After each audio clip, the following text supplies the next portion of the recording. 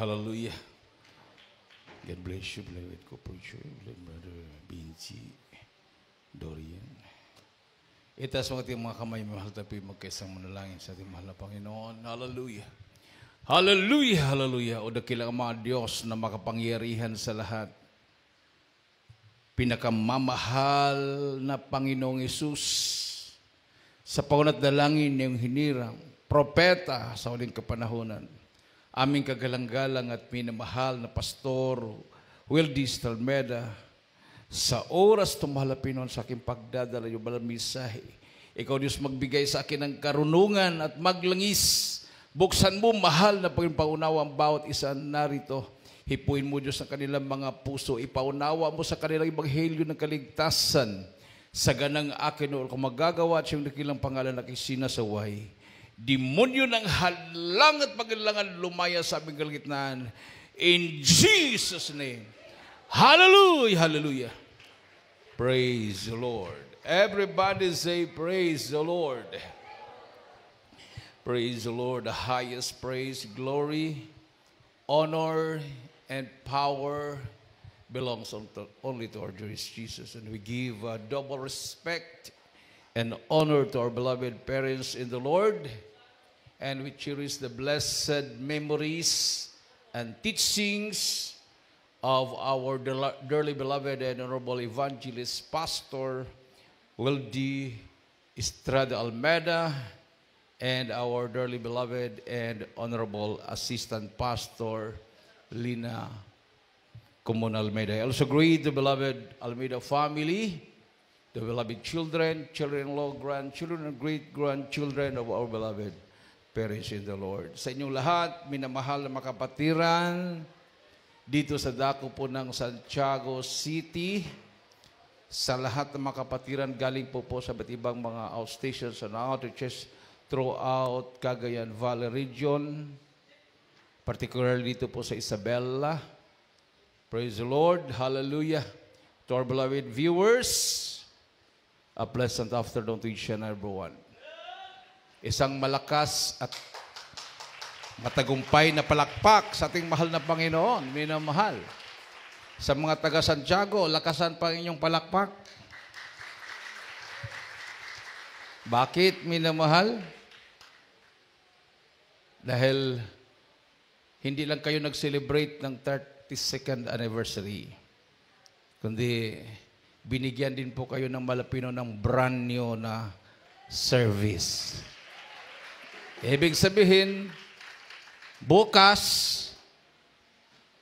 pang 33 years umpisa bukas, ay mamamalakaya naman ng maraming kaluluwa. May sasakyan eh. Ha? Hindi natitirik yan, minimal, brand new yan. Palakpakan natin ating mahal na Panginoon. So, for how many years? Di ba?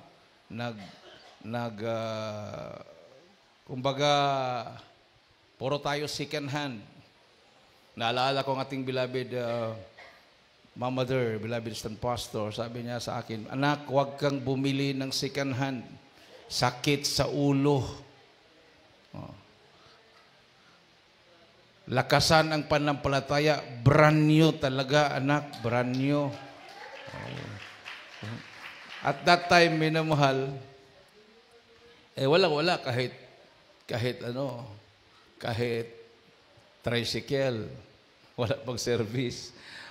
Naalala ko lang ng anak ng ating beloved parents in the Lord nung nag-anniversary kami sa Tugigaraw sa University of Cagayan Valley Gymnasium. Habang nag-practice, tinawag ako minimal ng anak natin mala pastor, Kuya, punta ka dito. Sabi ko, ako naman masayang-masaya, tinawag ako. Ano po yun? Sabi ko, Kuya, yung instruments mo, pang Bible study lang yan, Kuya. Magkaroon ka ng panampalataya, Kuya, kahit milyon ang halaga. Basta gagamitin sa pagpupuri sa mahal na Panginoon. Yung aming kagamitan, wala pa yatang 50 million. Million po yung binanggit niya. At natupad po yun.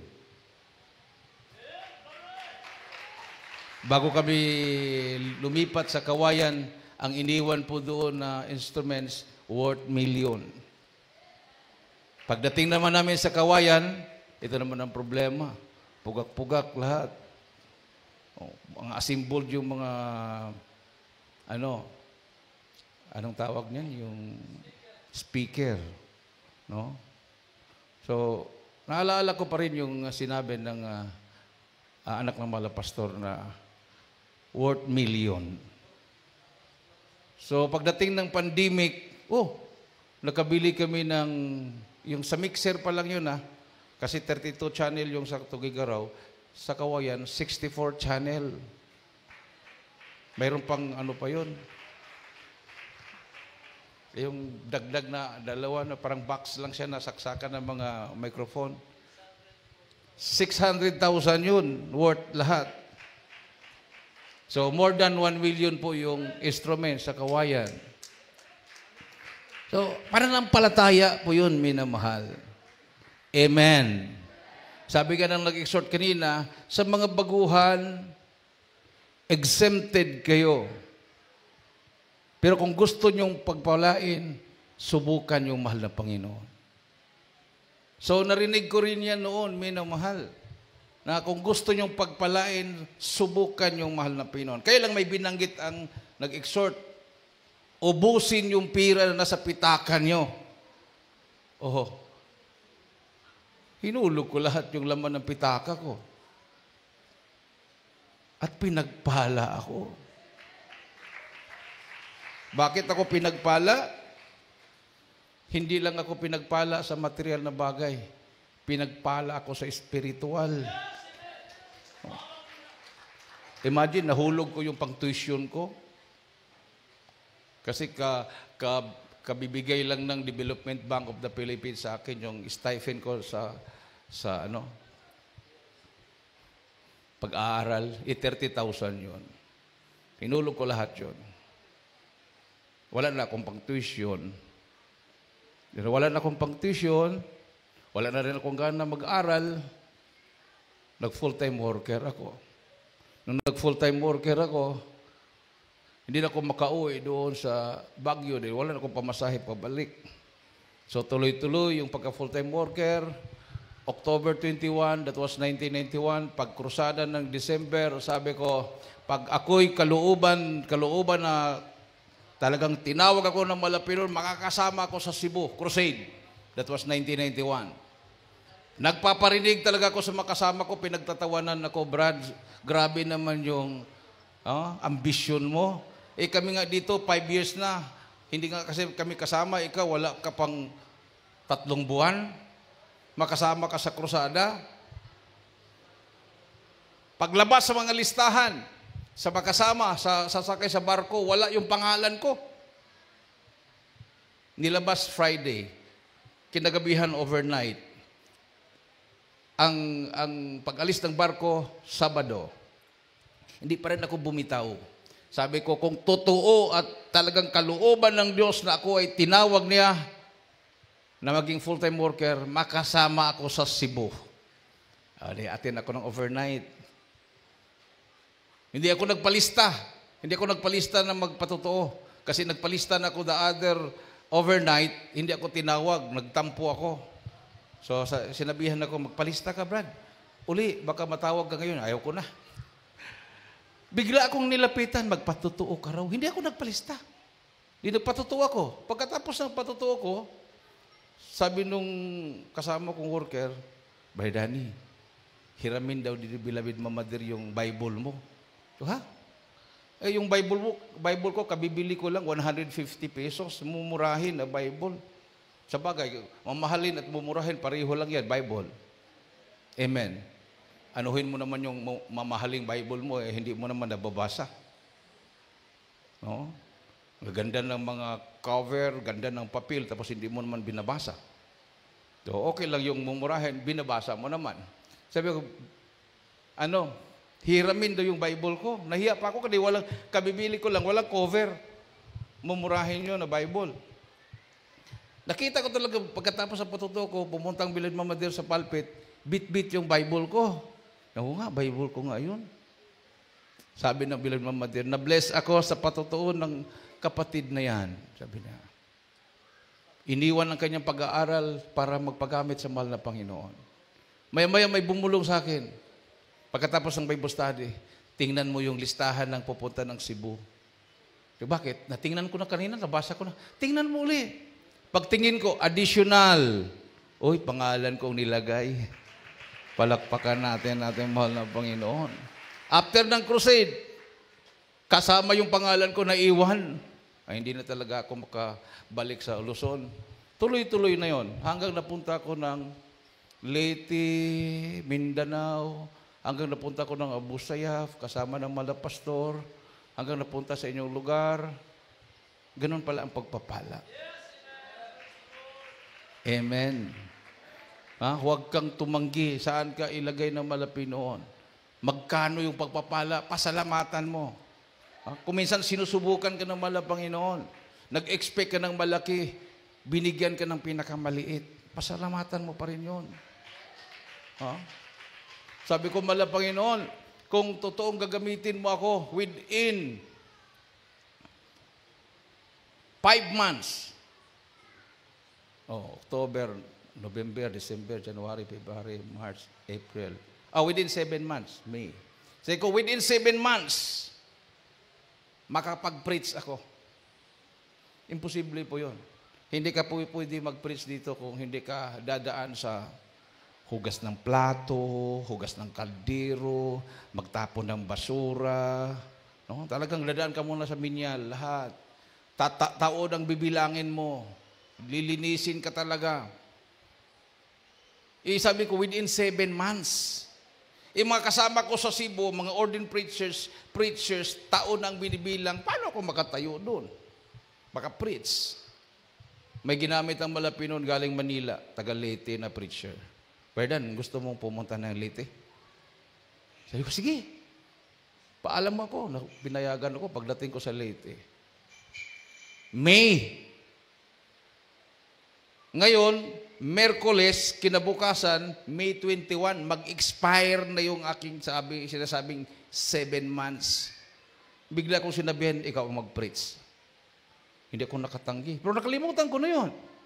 Nung nag-preach ako, pagkatapos ng preaching, tinawanan pa niya ako, hindi ganun. Matisod ng kapatiran, wala nang dadalo sunod. Kasi pag nag-preach ako, tinuturo ko talaga, ikaw. Kapatiran, nagtago. Impirno ka. Huwag ganun lang. Hindi ganun, Brad. Huwag mong i-ganun. Ganun lang. Huwag kang magturo. Ay, ganun ba? Hindi ko naman hangad na maging preacher. Ba't mo ako nilagay dyan? Maya-maya, naalaala ko. Mayroon pala akong hiningi na sign na maging preacher. Pagtingin ko sa kalendaryo, 21, kinabukasan, mag-expire. 20, pinapreach ako ng mahal ng Panginoon. So kung talagang para sa'yo yan, para sa'yo. Amen. Kung ikaw ay tinawag ng malapinoon para pagpalain, para maging milyonaryo, para sumuporta sa gawain, yun din ang pagkatawag mo. Everybody say, praise the Lord. Sinong mag-akala na dito na tayo palagi nag-anniversary? Baka sa sunod yan, bagong gymnasium na. Yung mag-gymnasium dyan? Nandiyan ba? Lakasan mo pa ng palataya mo, brother. Pag hindi mo lakasan pa ng palataya mo, batanis ka. Magbukas po tayo ng Batanes after ng eleksyon. Palakpakan natin mahal na Panginoon. Mayroon kayong dadalo doon? Mayroon po. Mayroon ako nakausap. Pag nandoon na daw tayo sa Batanes, sabi niya, tatawagin ko ang tropa para dadalo sa inyong banal na gawain. Sundalo po, minamahal. Special Forces. Ang dami nila sa Batanes ngayon. Pinaghahandaan ng gera. Gera pala yan, Brad. Gera. Gera. Punta kami sa Lalong Airport. Sabi ni Sir Colonel Arciao sa akin, Brad, Nandiyan na sa Lalo Airport, sa Cagayan North International Airport, nandiyan na yung lahat na panggera. Uy, pinuntahan namin. After nung aming military outreach program, punta kami doon.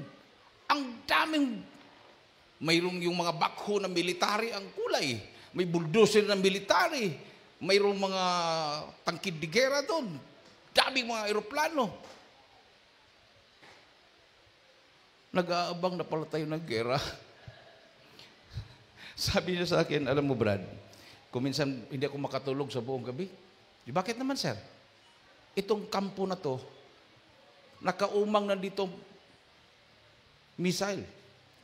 Pindot na lang ang kulang Brad. Patay kami lahat dito. Ay ganon ba yun?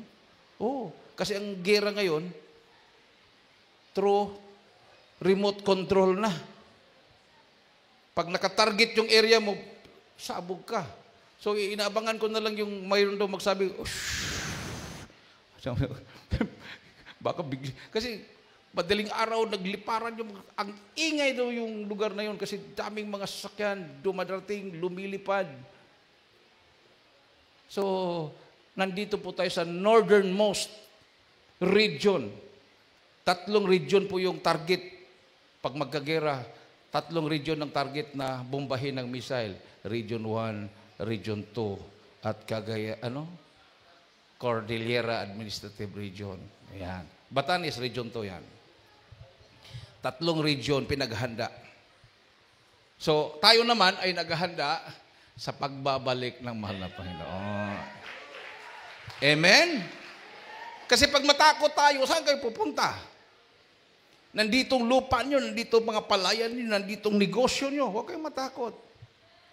Iiwanan natin itong lugar na to. Just in a twinkling of an eye. Yan ang dahilan kung bakit tayo po'y binigyan ng malapinoon ng pastor para turuan tayo sa tamang pagsunod, tamang katuruan para makasama tayo sa rapture. Amen? Kung nag-iisip pa kayo ng future, huwag po niyong kalimutan ang rapture. Mahirap naman yung future. Future lang yung ating iniisip. Hindi tayo nag-iisip ng rapture. Ha? Hindi naman masamang mag-isip ng future. Huwag kalimutan ang rapture. Amen. So sabi ng Jeremiah 3:15, I will give you pastors according to mine heart, which shall feed you with knowledge and understanding. Atin pong basahin yan. Pakihanda din po ang Job 28:28. Sounds. Dito po sa aklat ni Propeta Jeremiah, Kapitulo 3, talatay 15, sabi dito, at bibigyan ko kayo ng mga pastor ayon sa aking kalooban, nakakandili sa inyo ng kaalaman at unawa. Amen. Palakpakan natin ang ating mahal na Panginoon.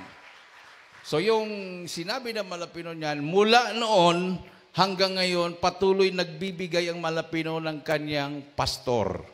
Yan ang sinabi, mga pastor. I will give you pastors. So sa kanyang kawan, mayroon po namumuno na pastor. Hindi po marami. Panahon ni Moises, siya lang po yung namumuno. Amen. Mayroon po siyang makatuwang, pero patungkol sa pamumuno, mayroon lang pong isang namuno. Amen?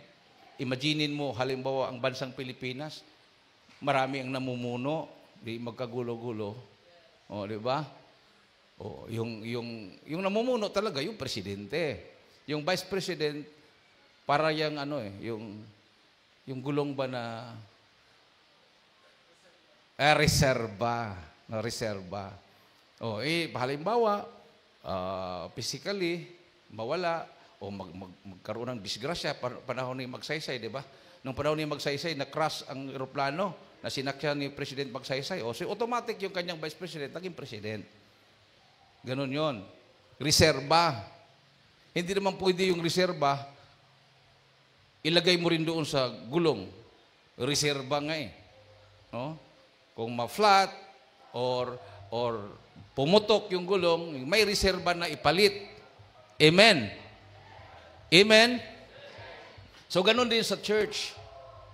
Every generation, mayroon pong itinalaga ang mahal na Pinoon na pastor.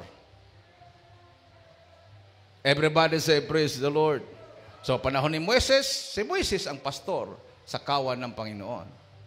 Panahon ni Propeta Elijah, si Elijah ang pastor. Nung nawala si Propeta Elijah, pumalit si Propeta Elisha. So, hindi po sabay-sabay yung mga propeta at yung pastor na itinalaga ng malapi noon. So sa huling panahon, ang ating mahal na pastor or beloved pastor Willis Olmeda, siya po ang itinilaga ng mahal na Panginoon. Hindi lang tayo ang nagsasabi noon. Kahit yung mga unbelievers, nung kinuha tayo, may namahal na kasama sa local peace engagement ng NTF-ELCAC ng gobyerno, yung National Task Force to End the Local Communist Armed Conflict. Sabi nila, mayroong mag-represent from the religious sector. Sabi ng sundalo, wala kaming ibang napili sa religious sector na kasama namin para magtagumpay tayo, labanan ang komunismo. Ang Jesus Miracle Crusade International Ministry. Bakit?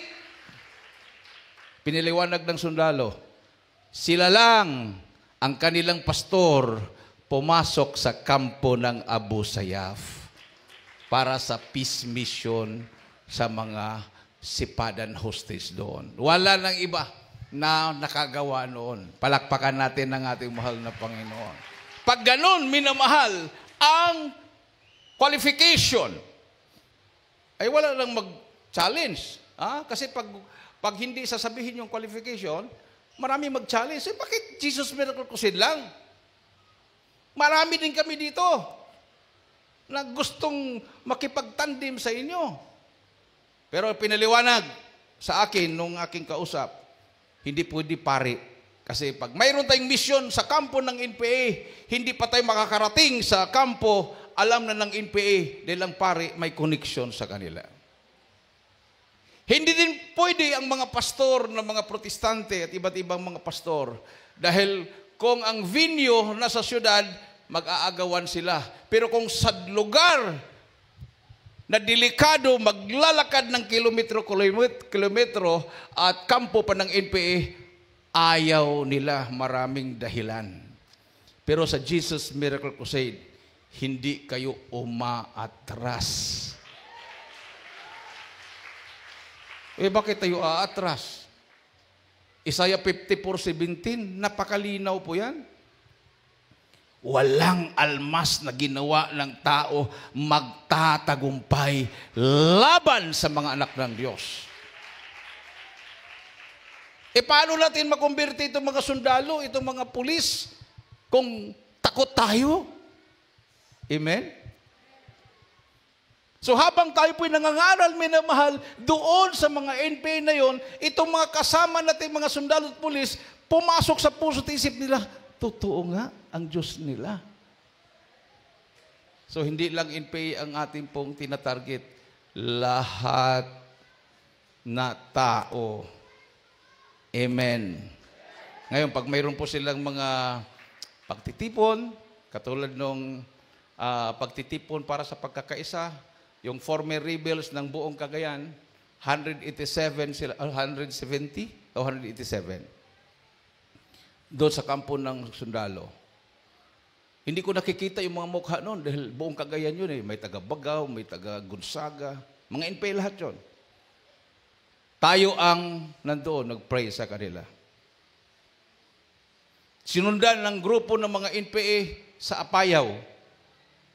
Mga 37 sila.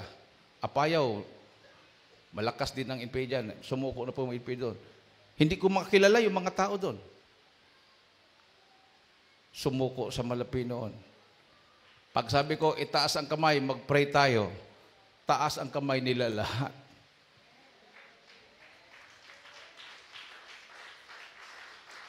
Pati sundalo, pati pulis, pati yung taga-DSWD, whole of the nation approach galing sa iba't ibang departamento. Ibig sabihin, buong gobyerno naniwala na sa Jesus Miracle Crusade International Ministry. Amen. Kayo lang ang unang tinawag. Kasi ang mahal na Panginoon, talagang mayroong unang tatawagin yan. Patibayin yung panampalataya. At magiging ehemplo. Maging ilaw. Maging asin. Amen.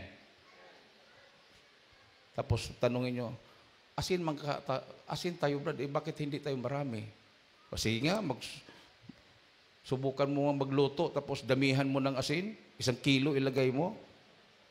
Kung makain mo pa yung niluto mo, huwag kang ma-discourage na kunti ka lang, ikaw lang dyan sa barangay mo. Ikaw ang asin dyan. Amen. Kasi pag puro naman asin, hindi na makakain yun. Pangtimpla tayo. Ating mga kapatiran, tinatawag. Pwede ba sis? Pwede ba Brad? Ikaw ang mag-pray sa ating assembly, sa barangay. Kasi, nakikita nila minumahal, kahit membro lang kayo, ang tingin sa inyo, pastora, pastor. Ganon ka-high standard. Palagi nating explain, isa lang po ang aming mahal pastor, na po sa Maynila po, kami po, member lang po kami, preacher lang po kami. Maya-maya, pastor na naman uli ang tawag.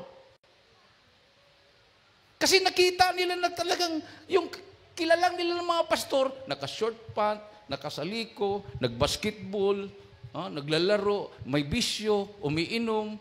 Dito sa atin, minamahal, membro pa lang, talo na sila. Amen. Yan ang dahilan. Pag lalabas sa Jesus Miracle Crusade, preacher na kagad sa kanila, pastor na kagad. Ganun ang standard natin. Palakpakan natin ating mahal na Panginoon. Para kang nag-aral sa University of the Philippines, tapos bumagsak ka sa UP, lumipat ka sa ibang universidad, ikaw ang pinakamatalino doon. Kasi galing ka sa standard na napakataas. Dito sa atin, talagang, sabi nga, I will give you pastors to feed you with knowledge and understanding. Ang akala nila, ay, ibig sabihin matalino. Tapos, hilig sa debate, no.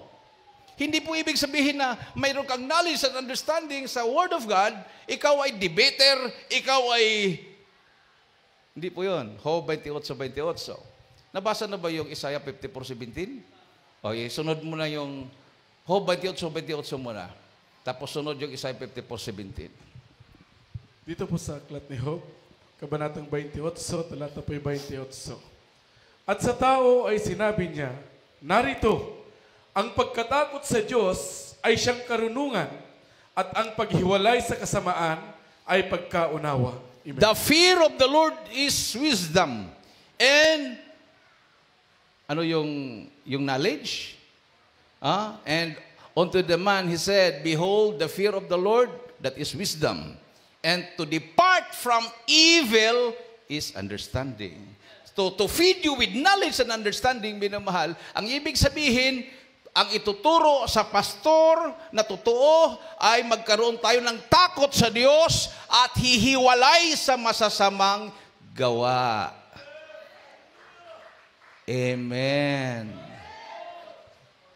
Kahit gaano pa kaganda yung preaching ng isang pastor, ang mga membro wala na mga pagbabago, walang kwenta po yung preaching niya. Para ka lang nanonood ng entertainment. Tawa ka ng tawa dyan, maya-maya uuwi ka, yung cancer mo lalong lumala. Uuwi ka, lalong lumala yung bisyo mo. Pero ang totoong mangangaral ng Diyos, totoong pastor na malapit noon, sabi nga, magkaroon ka ng wisdom. Anong wisdom? Pagkatakot, magkasala laban sa Diyos. At magkaroon ka ng understanding. Anong understanding? Ang paghiwalay sa masasamang gawa. So dito lang po tayo nakakarinig ng patotoo. Dati bakla, ngayon, tunay na lalaki na. Dating tomboy, ngayon, tunay na babae na. No? Anong ibig sabihin noon? Hindi na siya umiibig sa kapwa lalaki. Or yung isa naman, hindi na umiibig sa kapwa babae. So sa relihiyon, anong ginawa? Sabi, respect kung anong naramdaman. Hayaan kasi mahal sila ng Diyos. Totoo nga namang mahal ng Diyos. Pero hindi po tinutolerate ng malapay noon ang kasalanan. Hindi niya paulanan ng apoy ang Sodom at Gomora kung tinutolerate niya ang kasalanan. Ano bang kasalanan ng Sodom at Gomora? Naglipana ang mga bakla at mga tumboy sa lugar na yon. Ang mga lalaki ayaw na ng babae. Pati anghel na pinadala sa pamilya ni Lot para patakasin si Lot, pinagtripan pa ng mga bakla doon. Sabi ni Lot, mayroon akong mga anak, 2, dalaga.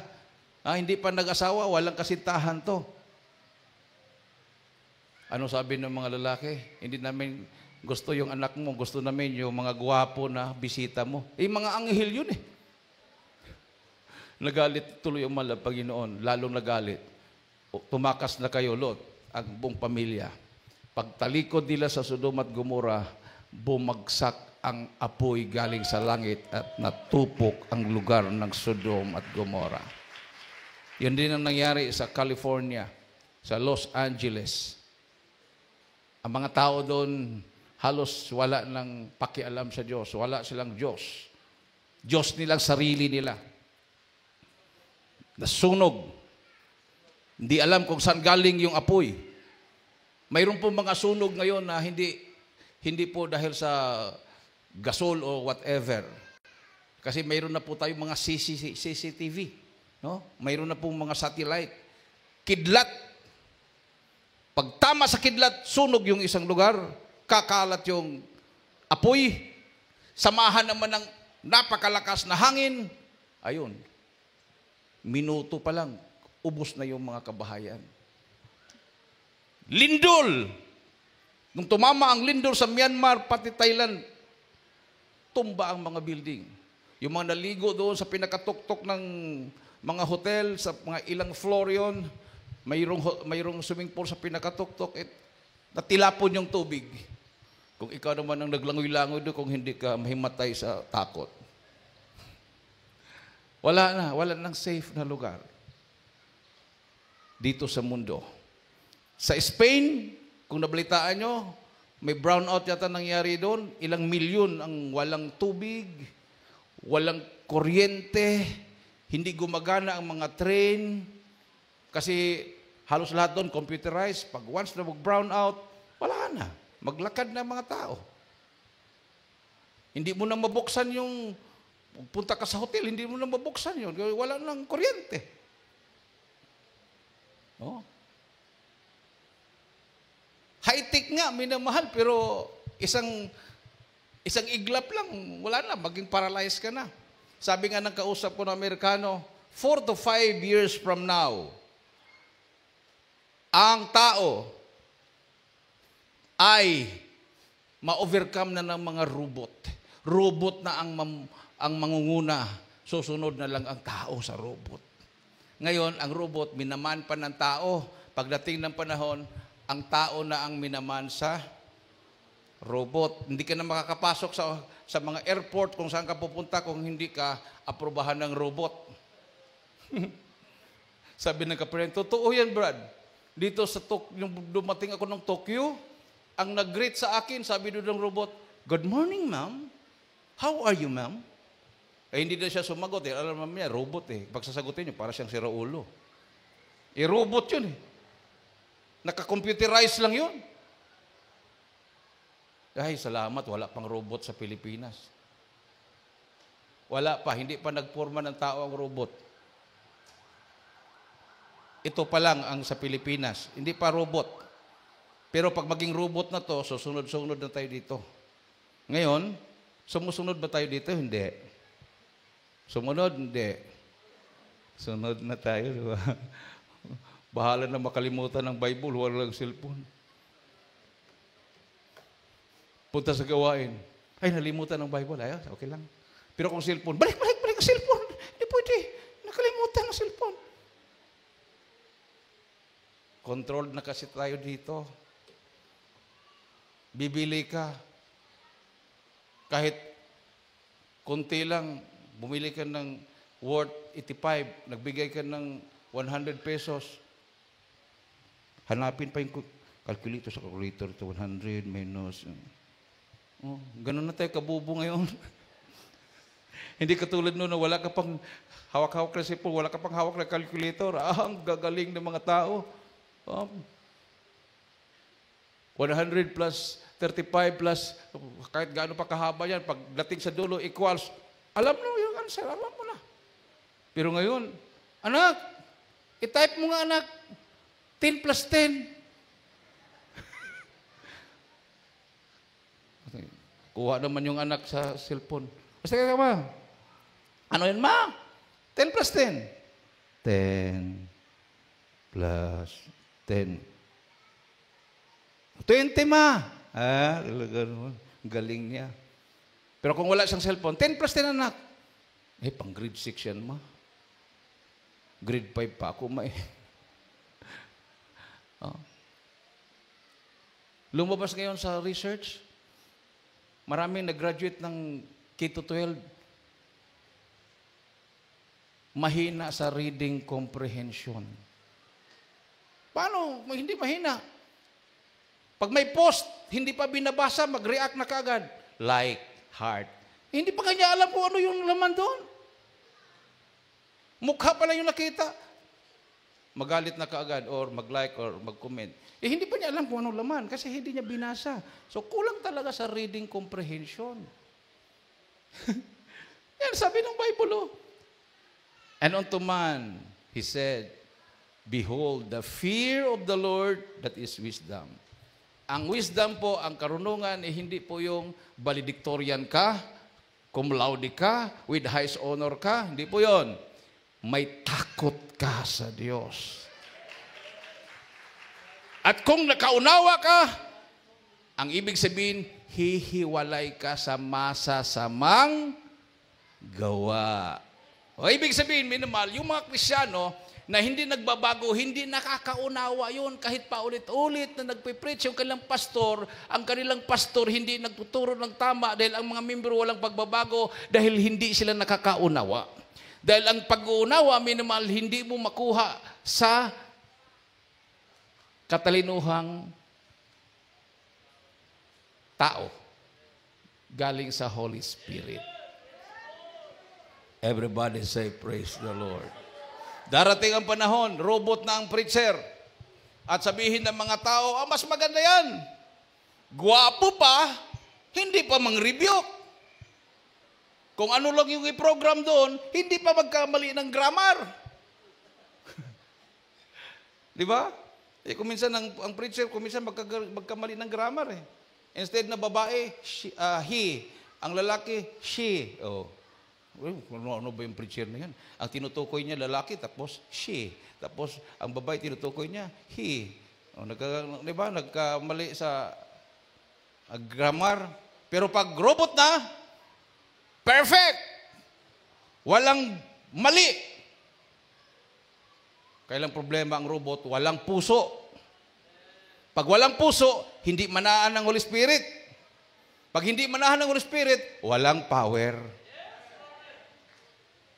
So, mas maganda pa rin yung tao ang magdala ng mensahe. May puso yan.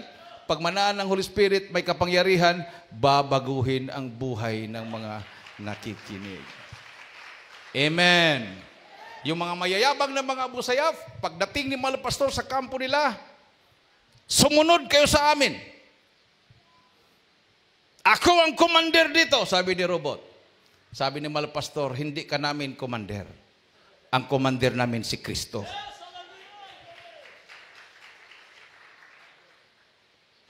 Sabi ni robot, ngayon lang kami nakakita ng tao na mas matapang pa sa amin.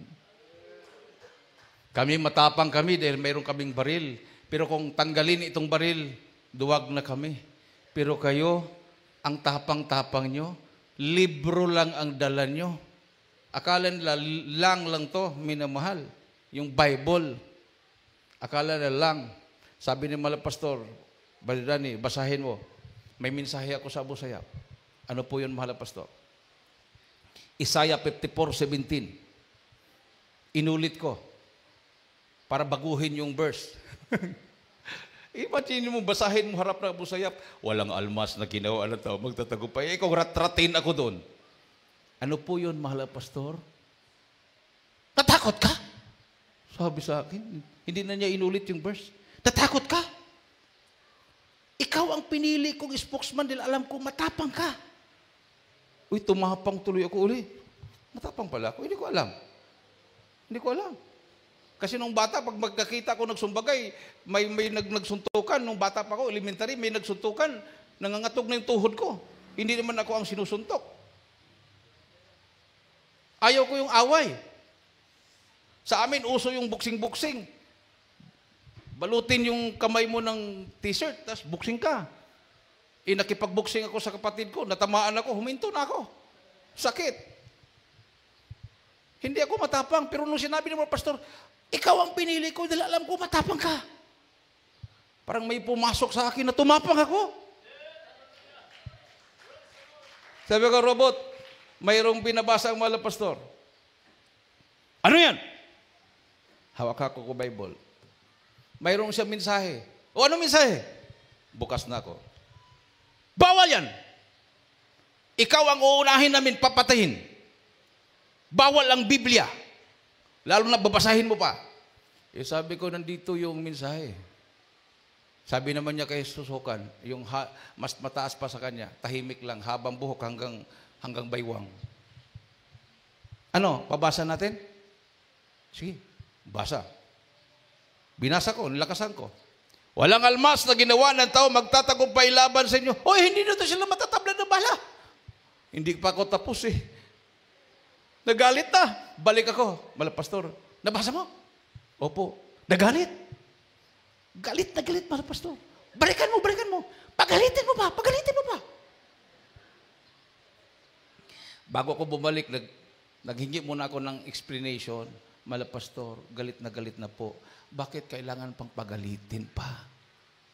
Sabi niya, hindi kikilos ang kapangyarihan ng Diyos kung hindi sila magagalit sa atin. Ayun, bumalik ako. Mayroon pa. Wala naman yan.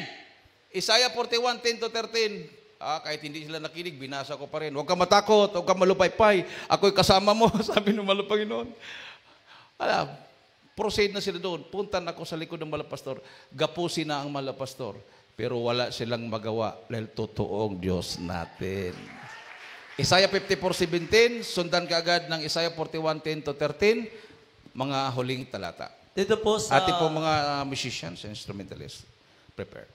Isaiah, kabanatang 54, ang talata ay 17. Walang almas na ginawa laban sa iyo ay pakikinabangan.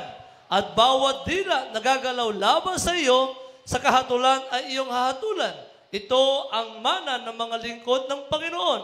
At ang katwiran nila ay sa akin, sabi ng Panginoon. 41, yes? Pakibasa doon sa hindi pa nakabasa. Sino pang hindi nakabasa? Brother Edie, tapos ka na nagbasa? Okay. Baka kasi matisod. Dito po sa aklat ni Propeta Isaiah, Kapitulo 41, talatay 10 hanggang 13. Sabi dito, huwag kang matakot sapagkat ako'y sumasa iyo. Huwag kang malupaypay sapagkat ako'y iyong Diyos. Aking palalakasin ka, oo, aking tutulungan ka. Oo, aking aalalayan ka ng kanang kamay ng aking katwiran. Narito, silang lahat na nangagagalit sa iyo ay mga papahiya at mga lilito. Silang nangapapakikipaglaban sa iyo ay papanaw at mga papahamak. Iyong hahanapin sila at hindi mo mga susumpungan. Sa mga tuwid bagay, silang nangakipaglaban sa iyo. Silang nagipagdigma, laban sa iyo ay papanaw. At gaya ng bagay na wala. Sapagkat akong Panginoon mong Diyos ay hahawak ng iyong kanang kamay na magsasabi sa iyo, huwag kang matakot, aking tutulungan ka. Palakpakan natin ang ating mahal na Panginoon. Yang mga bersikulo na yan, narinig ng mga Abu Sayyaf. Dahil mayroon pong pastor na matapang na mangaral doon. Amen. Kung wala si pastor, hindi ko talaga babasahin yan. kung hindi ako inutusan. Nung sinabi niya, magpasting ka ng 10 days, Brother Dan. Ako, 40 days. Tumawag uli, ilang days ka na? 7 days na po, Malpastor. Pwede na yan. Mauna ka sa sulo. Maghanap ka ng Abu Sayyaf doon. Hanapin mo ang kampo ni Commander Robot. Ako na ang mananalangin para sa iyo. Nung nabanggit ni Malapastor, mauna ka, ako na ang mananalangin para sa iyo. Ibig sabihin, lahat na anointing prayer ng Malapastor, nasa akin na rin.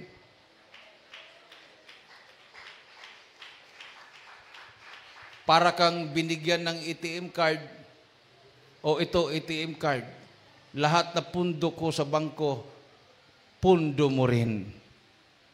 Bumili ka, kahit ano, walang problema.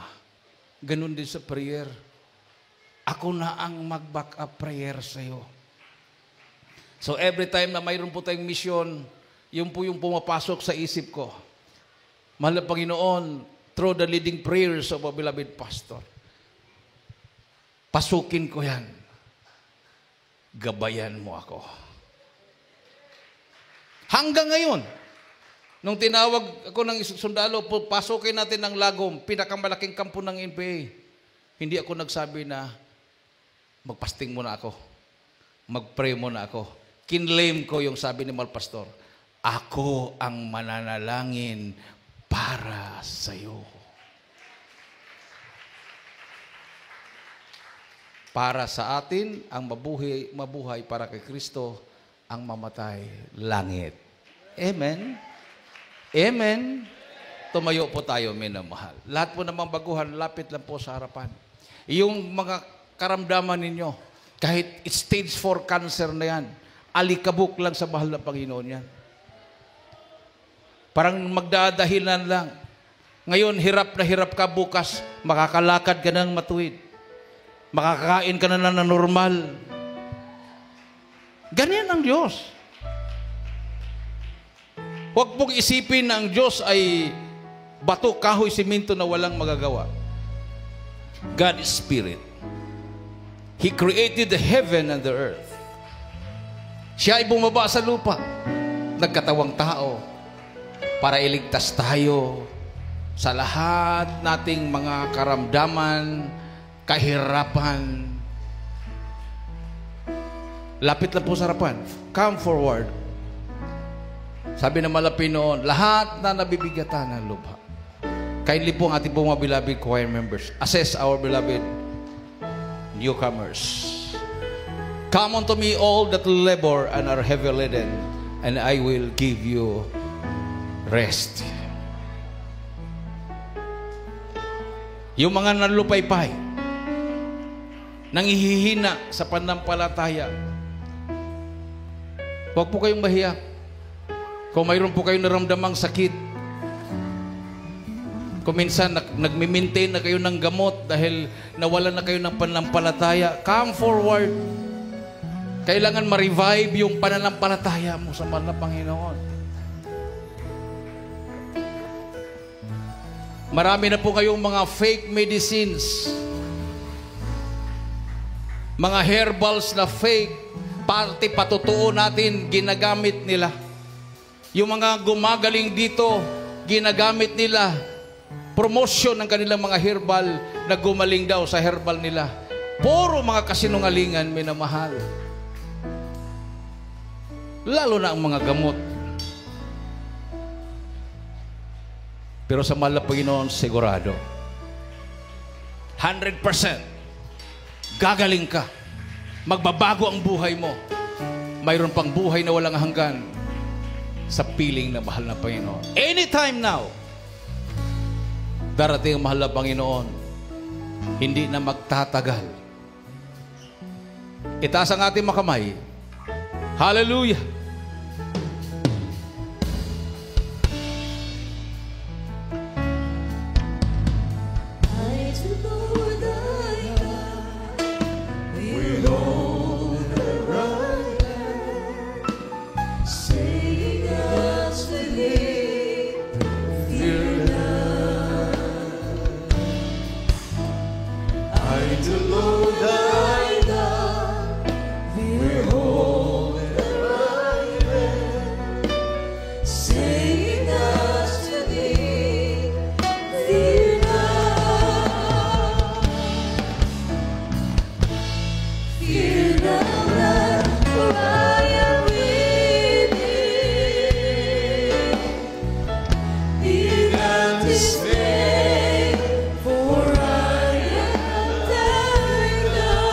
Hallelujah! Hallelujah!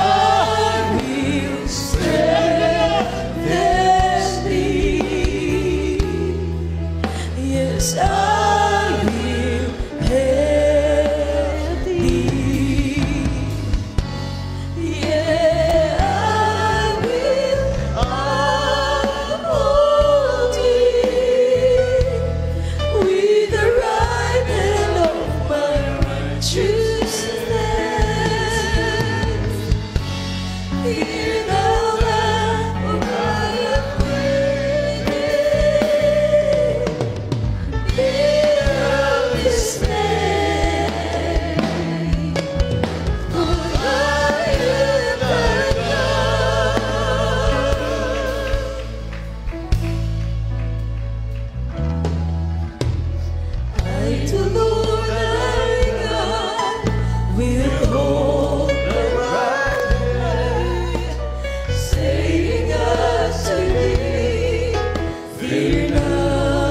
Nasa ating kalagitnaan ng precision natin mahal na Pinoon, minamahal. Hallelujah. Hallelujah. Hallelujah. Praise the Lord. Hallelujah. Saying unto thee, lean not, fear thou not, for I am with thee. Be not dismayed, for I am thy God. I will strengthen thee. I will help thee. Yeah, I will uphold thee with the right hand of my righteousness. Hallelujah. Hear thou that, for I am with thee. Be not dismayed, for I am thy God. Be not dismayed,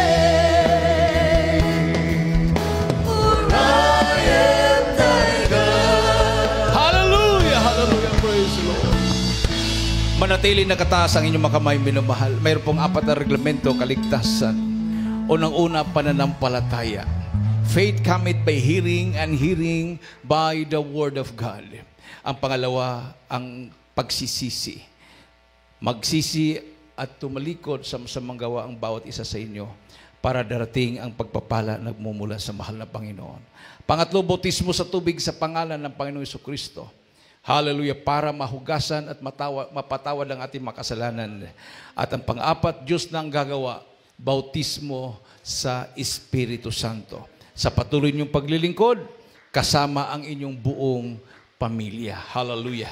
Habang nakataas ang inyong mga kamay, banggitin po niyo ang panalangin ito. Sumabay po kayo, minamahal. Mahal na Panginoong Hesus, maraming salamat sa Ebanghelyo ng kaligtasan na aking napakinggan sa oras na ito. Mahal na Panginoon, patawarin mo ako sa lahat na aking managawang kasalanan. Ako po ay taos-puso na nagsisisi. Tinatanggap kita na aking personal na tagapagligtas. Panginoon, Diyos, Hari na aking buhay. Pumasok ka sa aking puso. Isulat mo ang aking pangalan sa aklat ng buhay sa kalangitan. Iligtas mo ako, 10 aking mamahal sa buhay. Ako'y maglilingkod sa iyo mula ngayon hanggang sa iyong pagbabalik. Sa iyong dakilang pangalan, In Jesus' name, I pray. Amen. O dakilang Diyos na makapangyarihan sa lahat. Sa lahat at tumanggap sa Pinoon, bilang Pinoon tagapagligtas sa kanilang mga buhay. Patawarin mo sa kanilang mga kasalanan, baguhin kanilang mga buhay, gawin mo siyang tunay na Kristiyano. Isulat mo kanilang mga pangalan, sakripisyo na iligtas mo sila sa paglamambal sa buhay. In the name of Jesus, I pray. Amen. Palapakan natin ating mahal na Panginoon. Ilagay po yung kanang kamay nyo sa ulo, kaliwang kamay sa parte ng katawan na may karamdaman. Katulad sa akin noon, aking pong nilagay po yung aking kamay kanan sa ulo, ang kaliwa naman doon sa aking tiyan dahil mayroon po akong acute ulcer. Dumudumi na po ako ng maitim, yung dugo, minamahal. Mayroon din ako sinusitis, tinapat ko rin sa aking ilong, at yung sakit ko sa mata, yung ikabubulag ko na sakit na pterygium. No, yung parang tumutubo at tumatabon sa itim na part ng mata galing sa labas, minamahal. So, pterygium pong tawag noon. So, himbalang kaparaanan, minamahal. Nagulat ako, lahat na yon ay nawala sa isang iglap lang. Nung ako'y nabautismuhan sa tubig, sa pangalan ng Panginoong Jesucristo. So ilagay po yung kanang kamay sa ulo. Lahat mga kapatiran, minamahal, sabay-sabay po tayo. Kanang kamay sa ulo, kaliwang kamay sa parte ng katawan na may karamdaman. Tayo po magkaisang manalangin. Hallelujah. O dakilang mga Diyos na makapangyarihan sa lahat, aming pinakamamahal na Jesus. Minsan pa malapit noon, humingi po kami ng kapatawaran, sama kami nagkulang, nagkakamali. Ano mang may naisip na gawa na banggit na may mga labi na hindi kaaya-aya sa iyong banarapan, patawarin mo kami, mahal na Pinoon. Sa pangunat dalangin yung hinirang propeta sa huling kapanahonan, aming kagalang-galang at minamahal na Pastor Ruel Salmeda, sampu na panalangin ng kanyang buong pamilya. Hallelujah. Sama-sama naming sinasaway. Demonyo ng karamdaman, sakit sa puso, high blood diabetes, cancer. Hindi mo sa magkaroon sickness and diseases, vices, problems, unbelief and doubts, kasat-kasat. Hindi mo sa homosexualism. Hallelujah. Demons, hallelujah. Poverty, problems, cast out, sickness, be healed, be healed, be healed. Right now in the name of Jesus. Hallelujah. In Jesus' name. In Jesus' name. In Jesus' name.